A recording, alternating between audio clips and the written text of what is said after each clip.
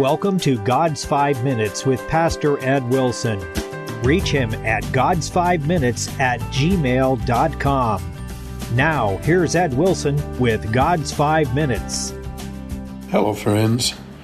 In the Bible, the book of Job wrestles with the mystery of the meaning of sorrow, and in its profound insights has provided access to blessings that have comforted tortured hearts for centuries and will so long as this planet continues to spin. Job 1:21, "Naked came I out of my mother's womb, and naked shall I return thither. The Lord gave, and the Lord hath taken away. Blessed be the name of the Lord." Perhaps no picture ever painted is grander or more touching than that of the man of Uz in the antique wealth and happiness of his brighter days, rich, joyful, with his children round him, living as a respected man of honor, walking uprightly before God. Then come the dramatic completeness and suddenness of his great trials. One day strips him of all, and stripped of all he rises to a loftier dignity, for there is a majesty as well as an isolation in his sorrow. How many spirits tossed by afflictions have found peace in these words? How many quivering lips have tried to utter their calm, grave accents? To how many of us are they hallowed by memories of times when they stood between us and despair? Job's words summarize the recognition of loss and sorrow as the laws of life. All who spend many years in this time world shall know their bitter taste. In them, Job laid out a graphic comparison between how little he had when he entered this world and how little any of us shall carry out of it. Is there a hinted comparison between the security of the mother's womb and the grave as another form of a kindly bosom that at last shall take us all into herself? We see a shadow of the larger truth that death too is a kind of birth. At any rate, the inevitable law of loss is set and fixed. The losses Job had that are the centerpiece of his book were sudden and devastating. But we're all just like him in that we are losing something every day. We not only lose our possessions, but over time we even lose the ability to use and enjoy them if we do keep them for a bit longer.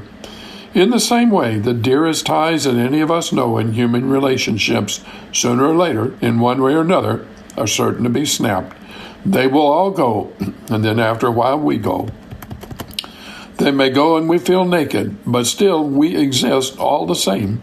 We humans are forced to learn the hard lesson, unfeeling as it sounds, that life goes on in spite of all losses. Nothing, no one is necessary for us. Well, all that's very cold and miserable. It is the action of those laws of loss and sorrow. An atheist could say it. These laws are the beginning of the Christian contemplation of life too. But it is only the beginning. Job said, "The Lord gave, and the Lord hath taken away." That is a thought that is a step far beyond merely facing loss and sorrow. The tendency for one in Job's situation to look at the physical sources of his pain, which was first people, Chaldeans and Sabaeans, and then natural forces, wind and fire. But this devout man did not stop with those. His gaze penetrated the thunder and cloud to see the hand of God. Likewise, our enlightened vision as believers has the power to see the Almighty in all things and events. And that is our fornication from the soul-crushing tyranny of the reign of sorrow and loss.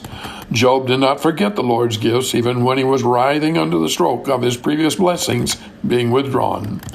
"Naked came I out of my mother's womb, and naked shall I return thither," could be considered as merely submitting to an irresistible power. But his last sentence, "The Lord gave, and the Lord hath taken away, blessed be the name of the Lord," rises to the highest peak of the true Christian view of the mysteries of life, and particularly of its pain. How can that be? The reason is because salvation, experience with God, testimony of our ancestors and our fellow true believers teaches us that in the overall picture of our life, our losses are tools. God uses them to bring our good. Have you talked to Him today? You have been listening to God's 5 Minutes with Pastor Ed Wilson.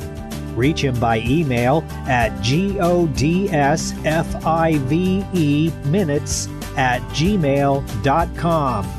Tune in next time to hear more encouraging thoughts from God's Word on God's 5 Minutes with Pastor Ed Wilson.